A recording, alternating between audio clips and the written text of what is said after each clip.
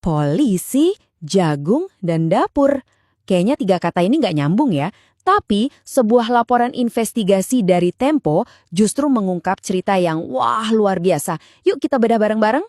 Nah, ini dia pertanyaan utamanya.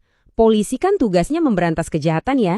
Terus, kenapa mereka malah sibuk nanam jagung, ngurusin dapur, bahkan sampai jualan beras? Ada apa ini sebenarnya? Mari kita cari tahu.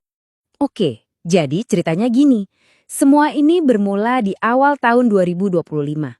Ada sebuah rencana besar nih, inisiatif ketahanan pangan nasional dari Presiden Prabowo. Fokusnya ya ke komoditas-komoditas yang paling penting. Nah, dalam program ini, pembagian tugasnya kelihatan simpel dan jelas banget. TNI Angkatan Darat, mereka kebagian tugas ngurusin beras. Sementara itu, Kepolisian Nasional, tugas mereka adalah jagung. Target awalnya aja 1 juta ton itu udah ambisius banget loh. Tapi nggak lama kemudian targetnya dinaikkan. Dan bukan naik sedikit, tapi 7 kali lipat. Jadi 7 juta ton. Coba bayangin deh, tekanannya ke kepolisian kayak gimana buat ngejar angka segitu.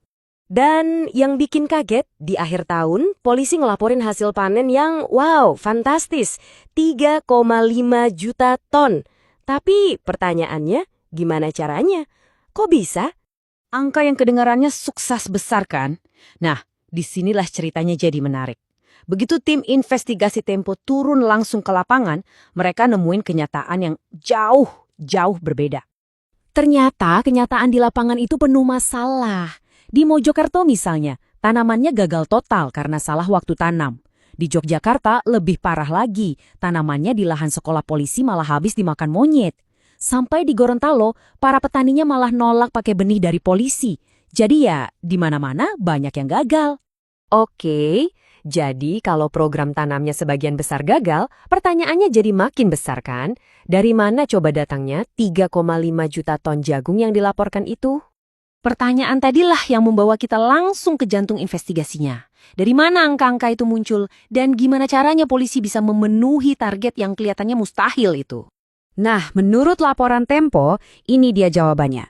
Prosesnya ternyata bukan menanam dari nol. Jadi, langkah pertama, polisi beli jagung yang udah dipanen dari petani lokal. Terus, jagung yang udah ada datanya di Pemda itu dicatat ulang seolah-olah itu hasil panen polisi. Bahkan daerah yang nggak punya jagung pun ikut beli dari daerah lain. Ujung-ujungnya, semua jagung yang dibeli dan dicatat ulang ini dilaporkan secara resmi sebagai panen polisi. Kelihatan kan polanya? Tapi ternyata urusannya nggak berhenti di jagung aja. Keterlibatan polisi di sektor pangan ini makin meluas, sampai jadi semacam operasi logistik raksasa. Kalau mau lihat prioritasnya di mana, contoh ini ngomong banyak banget. Di satu daerah di Moyo Utara, gudang pangan yang baru itu dibangun permanen, megah, nilainya miliaran. Sementara itu, kantor polisinya sendiri cuma kontainer sementara. Ini kan jelas banget ya menunjukkan kemana fokusnya bergeser. Selain gudang, perluasan ini juga masuk ke pengelolaan jaringan dapur yang super luas buat program makan bergizi gratis atau MBG. Bayangin, polisi itu mengawasi lebih dari 1.100 dapur di seluruh Indonesia. Kok bisa sebanyak itu? Ternyata ada pengecualian.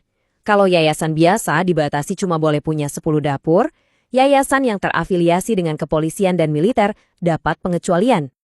Dan ini nih bagian yang paling krusial. Setiap dapur itu dapat insentif harian jumlahnya 6 juta rupiah. Dan ini diberikan setiap hari terlepas dari berapa banyak makanan yang mereka masak. Nah ini kan jelas banget menciptakan potensi aliran pendapatan yang ya Anda bisa bayangkan sendiri sangat besar. Kalau kita coba hitung-hitung nih ya, potensinya itu luar biasa. Per hari bisa 6,6 miliar. Kalau setahun, angkanya bisa tembus 2 triliun rupiah. Angka yang sangat-sangat besar. Oke, jadi polisi nanam jagung, ngurusin dapur. Terus kenapa? Apa masalahnya? Nah ini pertanyaan pentingnya. Apa sih dampak sebenarnya ketika sebuah institusi negara bergerak sejauh ini dari tugas utamanya? Menurut laporan Tempo, ada beberapa konsekuensi yang serius banget. Pertama, fokus polisi jadi teralihkan dari tugas utama mereka menjaga keamanan. Kedua, ada budaya asal bapak senang, di mana yang penting adalah melaporkan kesuksesan bukan hasil nyata. Ketiga, ada potensi monopoli dan penyalahgunaan dana. Dan yang paling fatal, tanggung jawab inti seperti mencegah kejahatan jadi terabaikan. Ini semua akhirnya meninggalkan kita dengan satu pertanyaan besar yang perlu kita renungkan bersama. Kalau lembaga-lembaga negara kita sibuk mengerjakan tugas yang bukan inti dari misi mereka, pada akhirnya siapa yang menanggung biayanya, siapa yang dirugikan?